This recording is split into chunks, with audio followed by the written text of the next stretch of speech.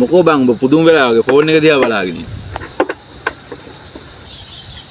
පුදුම වෙන්නේ නැද්ද බං මේ වෙන දේවල් එක්ක? මොකක්ද උනේ ඔච්චරට පුදුම වෙන්න ඔබ? උඹ පරණ කැලලට කෝල් එකක්වත් මැසේජ් එකක්වත් දාලම නැද්ද බං? කවදාවද? උඹට පිස්සුද බං?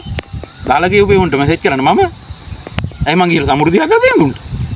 ඒකත් ඇත්ත ඉතින්. මම නිකන් ඉන්නේ කිව්වේ මැසේජ් එකක් දැම්මේ බලන්න. ඉතින් මොකෝ උනේ? මලගේ ඥාතින් ඔක්කොම කොට ගත්තද? පිස්සුද බං?